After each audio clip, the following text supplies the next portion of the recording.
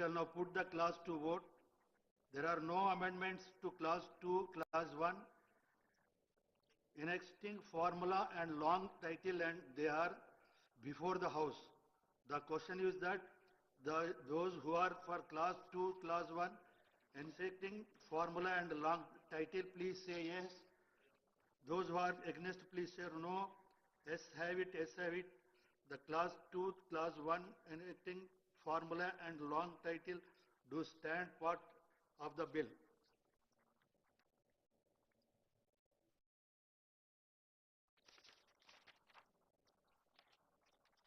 Now I request the Honorable Minister for the Legislative Affairs to move the motion of passing the bill.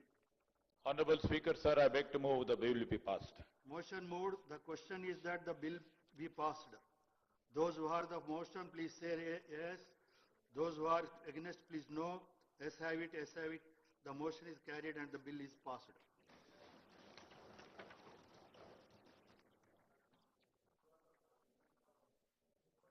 I request the Minister for the Panchayat Raj to move the motion for the leave to introduce the Telangana Panchayat Raj Bill 2025.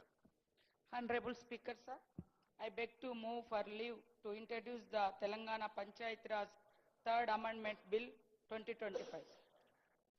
The motion is moved.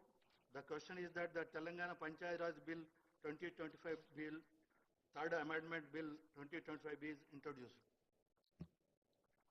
Honorable Speaker, sir, I beg to move for taking into consideration of the Telangana Panchayat Raj Third Amendment Bill 2025. Those who are for the motion, please say yes. Those who are against, please say no. Yes, have it, yes, have it. The motion is carried and bill is introduced. I request the Minister for the Panchayat Raj to Sir, move ఈరోజు ఈ bill యొక్క ఉద్దేశం బీసీలకు స్థానిక సంస్థలలో 42% reservation కల్పిస్తూ నేడు పంచాయతీరాజ్ చట్ట సవరణ బిల్లును ప్రతిపాదిస్తున్నాం.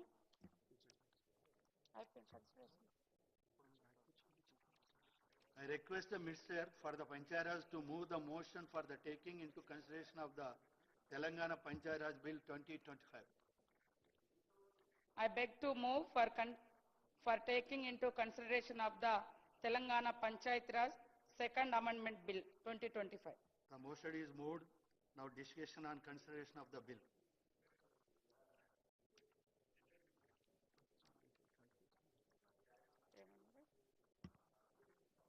పంచాయతీరాజ్ స్థానిక సంస్థలలో 42% రిజర్వేషన్ కల్పిస్తూ చట్ట సవరణ బిల్లును ప్రతిపాదిస్తున్నాం సార్.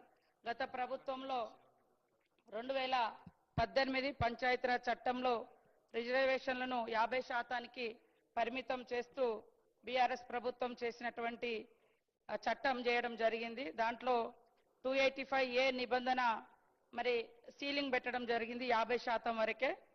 దాన్ని మరి ఆ చట్ట సవరణను ఆ సీలింగ్ని ఎత్తివేస్తూ ఈరోజు యొక్క బీసీలకు మా ప్రభుత్వం ఏదైతే కట్టుబడి ఉందో 42% రిజర్వేషన్ స్థానిక సంస్థలలో ఉద్యోగ ఉపాధి అవకాశాలలో కల్పించాలని దాన్ని ఈరోజు మరి ఈ చట్ట సవరణ ద్వారా తీసుకురావడం జరుగుతా ఉంది సార్. ఇప్పటిదాకా కూడా చాలా డిస్కషన్ చేయడం జరిగింది. తెలంగాణలో బీసీలు అధికంగా ఉన్న రీత్యా జనాభా ప్రాతిపదికన రిజర్వేషన్లు కల్పిస్తామని ఆ రోజు మా నాయకుడు రాహుల్ గాంధీ గారు ఇత్నా ఆబాది ఉత్నా ఇస్సేదారి అనేటువంటి ఒక స్ఫూర్తితోటి ఒక సామాజిక న్యాయ మూల సిద్ధాంతానికి కట్టుబడేటువంటి మా ప్రభుత్వం మరి ఈరోజు ఇంటింటి సర్వే ద్వారా ఆ తర్వాత డెడికేటెడ్ కమిషన్ ఏర్పాటు చేయడం ద్వారా మరి ఈరోజు ఈ బిల్లును సమగ్రంగా శాస్త్రీయంగా అన్ని వర్గాలతోటి చర్చ చేసుకొని అసెంబ్లీలోకి తీసుకురావడం జరిగింది సార్. గతంలో కూడా 2 బిల్లులు తీసుకురావడం జరిగింది, ఆర్డినెన్స్ కూడా తీసుకురావడం జరిగింది. ఇవన్నీ కూడా చాలా రోజులుగా మరి రాష్ట్రపతి దగ్గర పెండింగ్ లో ఉండడం జరిగింది. కాబట్టి ఈరోజు మళ్ళీ అందరి సమక్షంలో ఈ